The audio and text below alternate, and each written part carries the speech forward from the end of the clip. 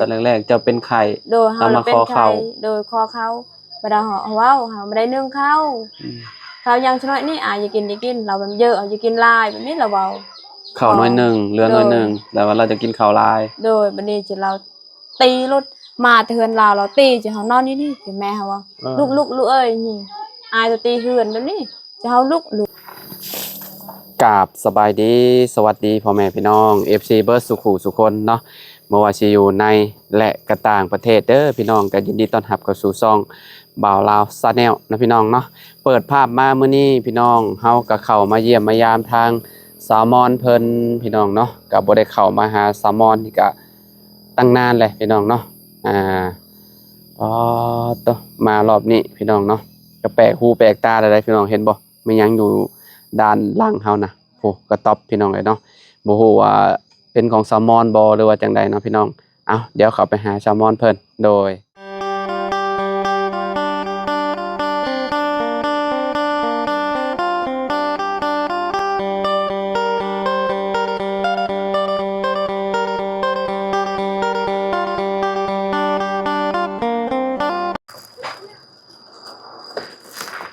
พี่น้องเอ้ยเนาะโอ้มาก็ถึกช่วงเพิ่นอยู่พอดีเลยเนาะสบายดีอยู่ดีมีแฮงอยู่บ่แห้งแล้วเอาให้ลูกเจ้าเลยไปมานั่งพี่ตามอนเนาะขออนุญาตเด้อพี่น้องเอ้ยเนาะเพื่อนชาลานแป้นเพิ่นก็โอ้ใส่ล็อกไว้พอดีเลยเนี่ยเนาะตามอนเนาะบ่ได้ใส่บ่นี่คือล็อกเมียนคักแท้ใส่เลยใส่อยู่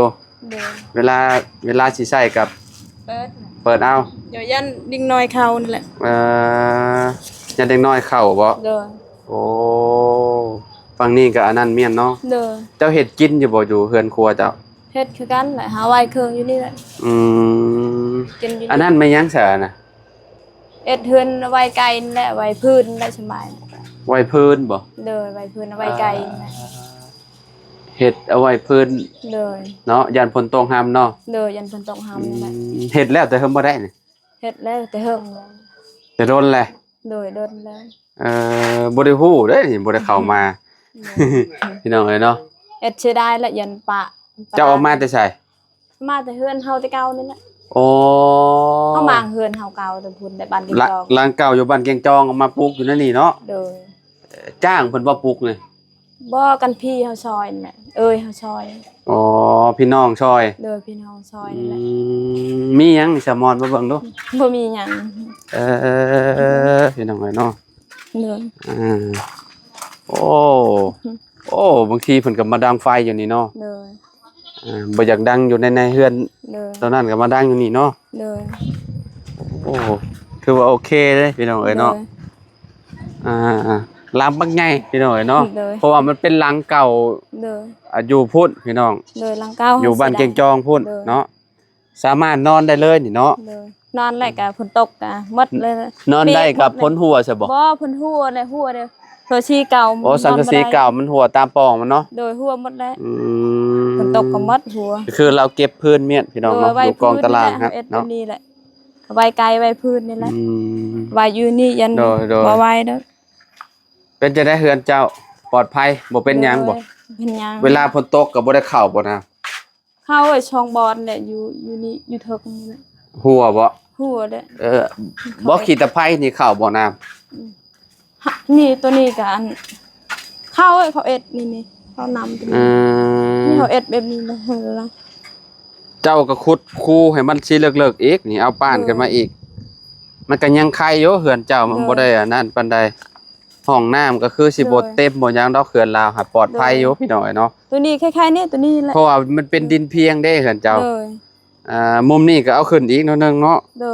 ป้านขึ้นอีกพี่น้องเนาะเอาขึ้นแล้วฝนตกแห้งเพราะว่าเวลาฝนตกมาแล้วมันสิ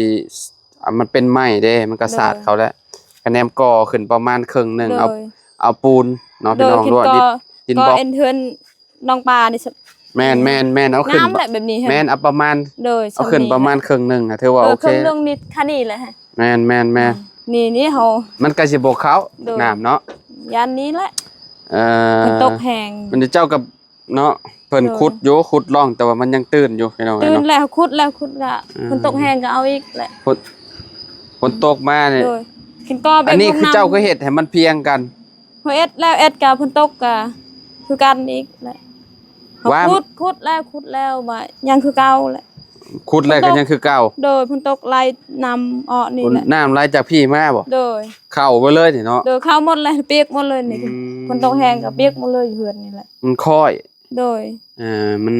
มองหันมาฝันเนินเนาะ โดย เวลาฝนตกแล้วมันก็ไหลเข้ามา โดยไหล เข้าไปเบิดเลยนี่เนาะ โดยหมดเลยเปียกนี่แหละ เปียกคักบัดยังเนาะ โดยเปียกหมดนี่ เห็นเนาะเมตู้บ่ใช่ แม่ตูไปเบิ่งไห้ งามบ่เข้าง ามแหละ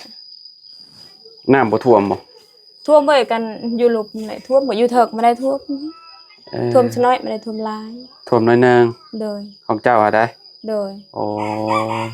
ลูกชาวบ่ใช่ เป็นเห็ดอยู่พุ่นแหละ ไปลิน โดย เนาะเพิ่นก็มาอยู่พี่แล้วบ้านนี่เนาะมาเป็นคนบ้า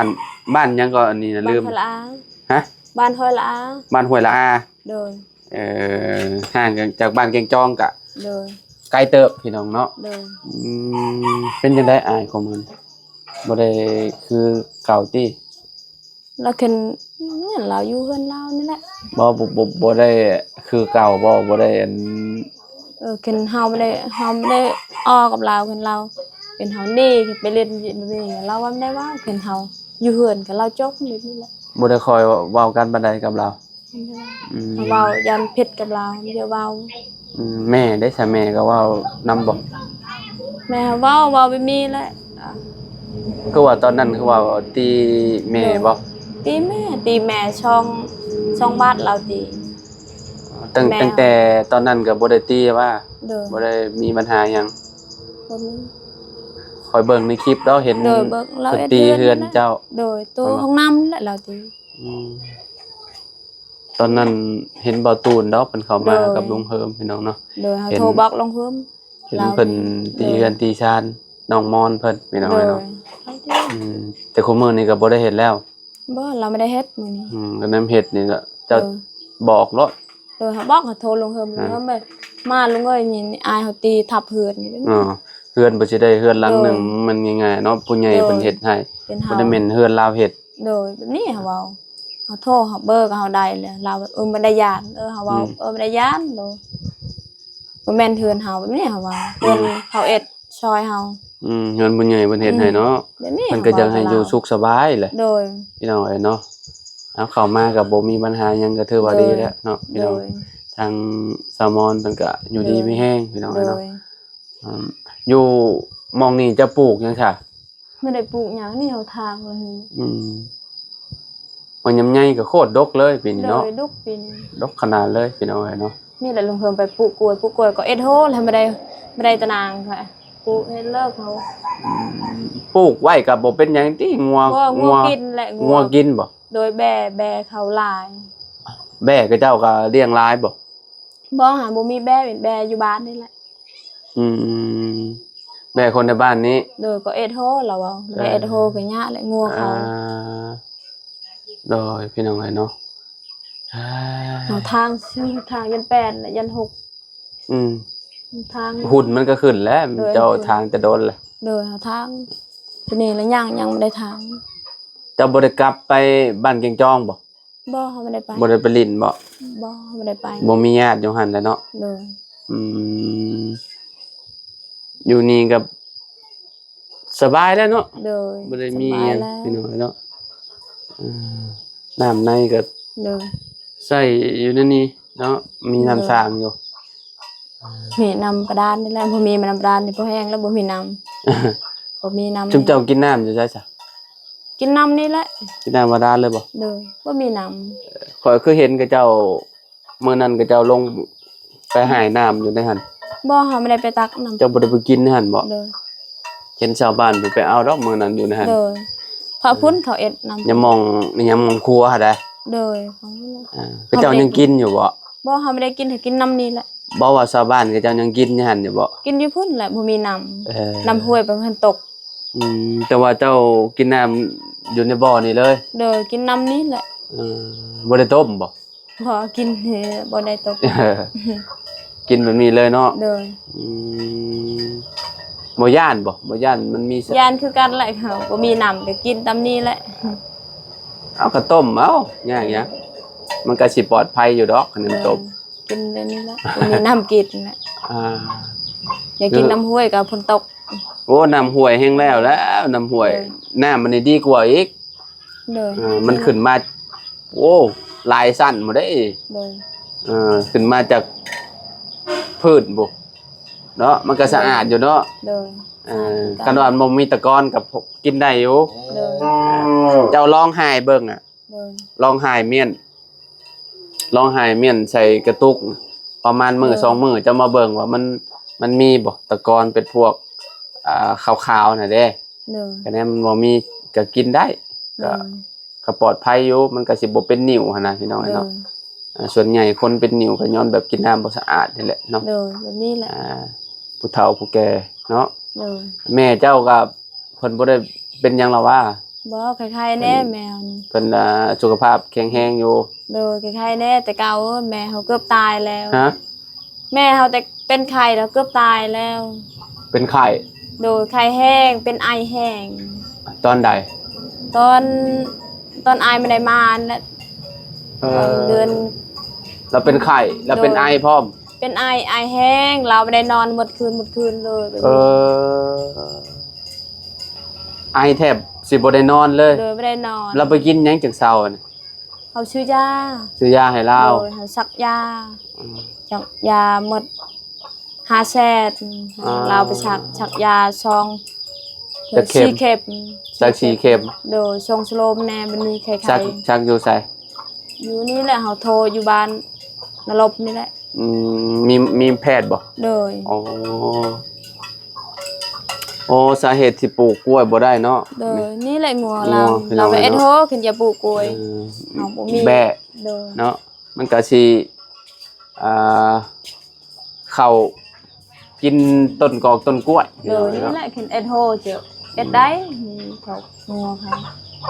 หญ้ายามนี้มันโป่งหลายซ้ำคักอยู่ดอก ไล่เนี่ย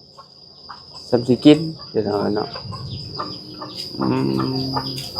นี่แหละเราเอ็ดไปบ้างเลย พี่น้อยเนาะบอลได้น่าเสียบ่แล้วถู นี่ ก แหละไปบ้างนี่แหละตัวนี้แหละ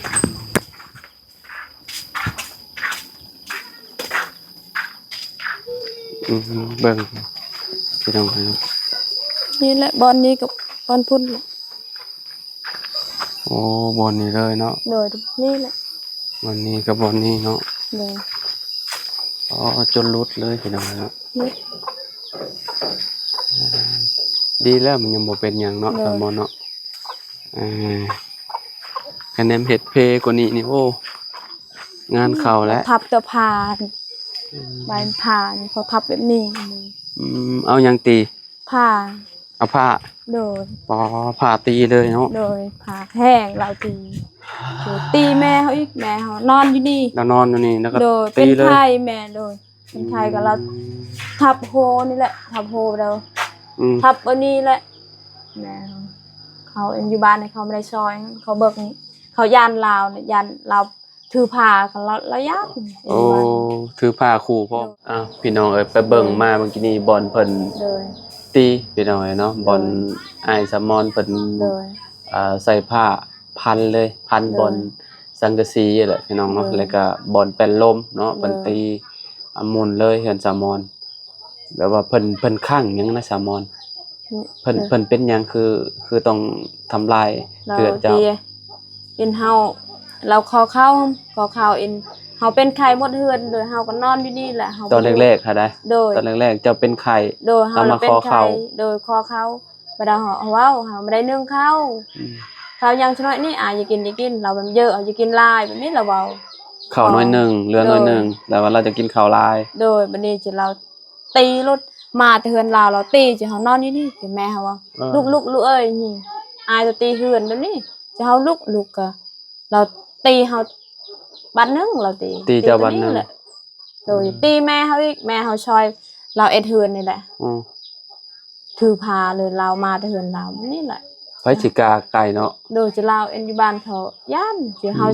ช่องแม่ลูกนี่แหละชูเฮาแหละชูยันหมดเฮือนนี่แหละ เอาไปตีเอาตีตายจิมีว่าเฮาสิได้แหละเฮือนเฮาบ่มีเฮือนอยู่มาเราเอ็ดแบบนี้จะเฮาสิได้เฮือนนี่แหละเอ็ดสิบ่มีเงินแบบนี้เฮาว่าตัวเอ็ดแบบนี้นี่เฮาว่าได้ก็ตีแม่เฮาอีก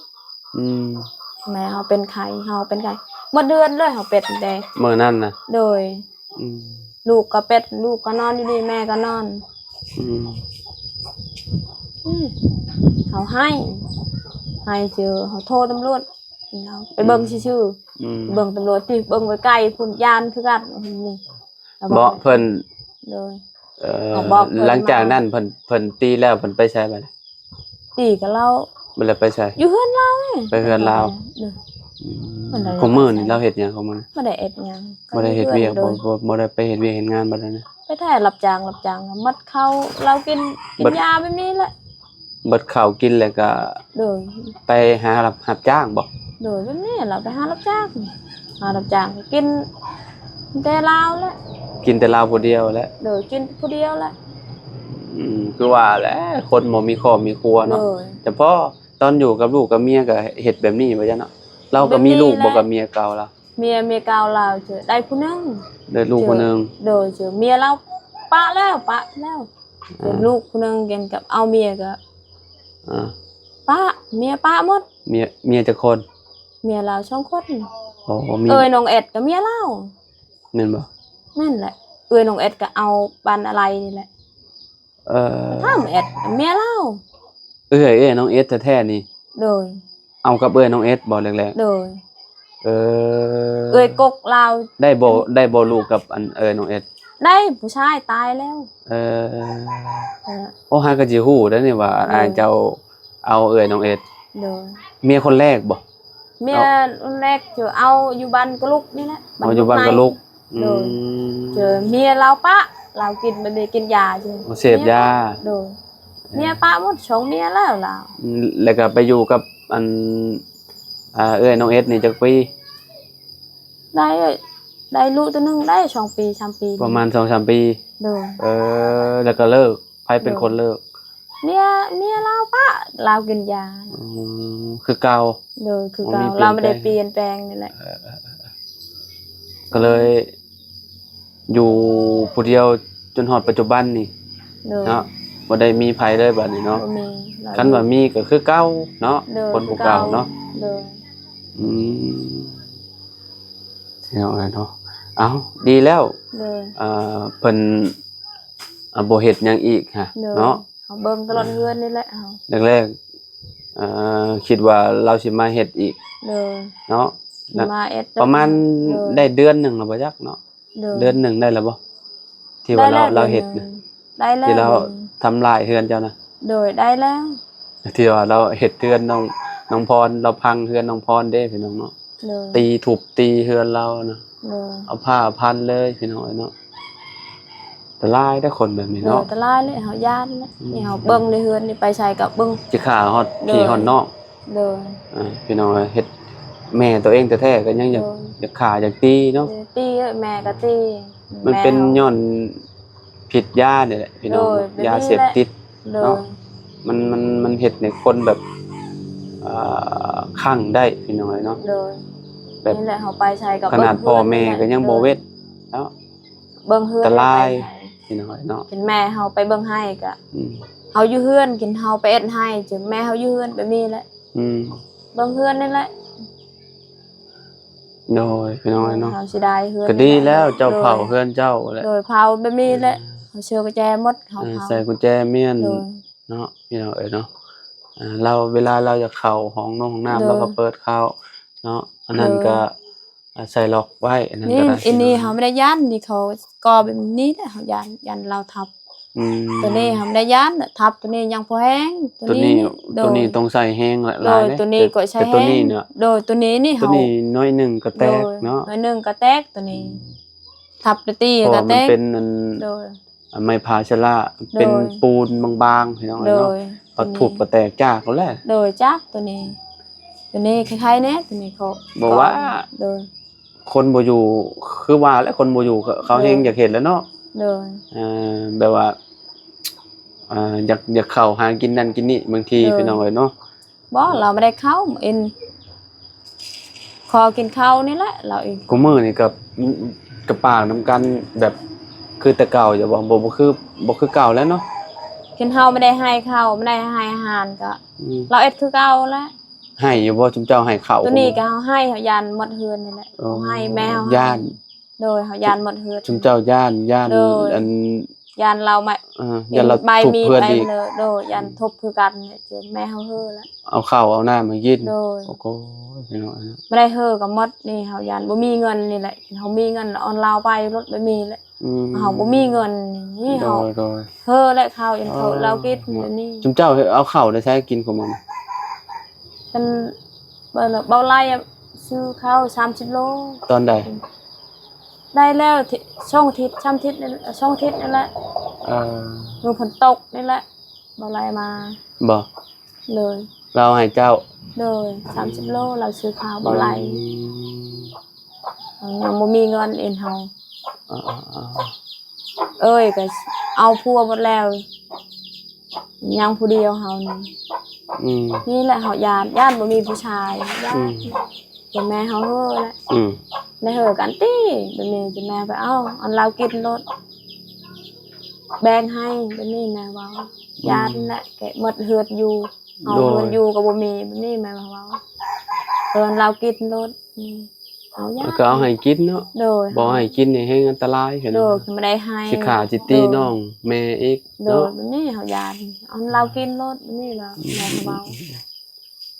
ยานหมดเฮือนนี่เฮาก็สิได้เฮือนนี่ได้เฮือนอยู่แล้วอินเฮาก็ดีใจแล้วได้เฮือนอยู่ แม่ แต่เก่าเฮือนแบบนี้นี่ฝนตกก็หมดเลยขึ้น หัวเบิดติ โดยหัวหมดเลยเฮือนแต่เก่านี่ หลังเก่าแล้วแหละพี่ โด น้อง ย เนาะ ไม่ได้มางนี่ก็อันหมดเลยเพิ่นอันแหง อืม ลมแหงก็หมดเฮือนนี่ก็มางพุดนี่ เอ่อ อินเฮาดีใจฝนตกก็ดีใจแล้วได้เฮือนอยู่ ฝนตกก็บ่ย่านแล้วบัดนี้ โดยไม่ได้ย่านฝนตก เอ่อ เมื่อตกแหงแล้วไม่ได้ย่านดีใจแล้วได้เฮือนอยู่นี่เฮาสิได้เฮือนนี่แหละ แม่น เอาไปใช้ก็เบิ่งเฮือนนี่ อ้าวโอเคสา โดย พี่น้องเอ้ยเนาะมื้อนี้แวะเวียนมาเยี่ยมมายาม โดย ทางสามอนเพิ่นพี่น้องบ่ได้เข้ามาหาเพิ่นก็โอ้โดนแล้วแหละเฮาบ่ได้เข้ามาหาสามอนพี่น้องเนาะเฮาก็เข้ามามื้อนี้แหละเนาะ โดย เข้ามาก็เพิ่นก็เผาเฮือนเผาหยังเพิ่นนี่แหละพี่น้องไปใส่บ่ได้ว่าซั่นยัน โดย อ้ายมาพังเฮือนอีกเนาะพี่น้องเนาะเอาจังได๋ก็สู้ๆเด้อสามอนเด้อก็สิแวะเวียนมาเยี่ยมมายามกันเรื่อยๆอยู่เด้อ โดยดีใจนำโดย มื้อหน้ามื้อในพุ่นแหละเข้ามาใหม่ได้อสามอน โดย อยู่ดีมีแฮง โด เนาะ ย เอาสบายดีเด้อสามอนเด้อ สบายดี โดยพี่น้องเอ้ยเนาะโอเคพี่น้องเอ้ยเนาะบ่ได้เข้ามาหาแล้วก็โดนพอสมควรแหละเนาะเฮือนจานลาแปดแล้วก็คือเก่าคือเดิมพี่น้องงามคือเก่าเนาะแต่ก็มีตำหนิอยู่พู้นแหละหลังพู้นแหละพี่น้องหลังครัวพู้นแหละเนาะเพราะว่าอ้ายพังเฮือนพี่น้องเอ้ยเนาะคันว่าบ่ได้กินข้าวกินน้ำก็เนาะถูกตีแม่น้องพี่น้องเอ้ยเนาะก็ค่อนข้างสิอันตรายอยู่ได้แบบนี้พี่น้องแต่คุมื้อนี่ก็ยอมซุมสามอนยอมเลยพี่น้องย่านเพราะย่านเอาข้าวเอาน้ำให้กินคุมื้อนี้ก็ได้พี่น้องเอ้ยเนาะจักสิเฮ็ดแนวใดเราอะพี่น้องโอเคพี่น้องสำหรับคลิปนี้เนาะขอตัวเด้อพี่น้องเด้อขอบคุณ FC เบ่ทุกคนเนาะ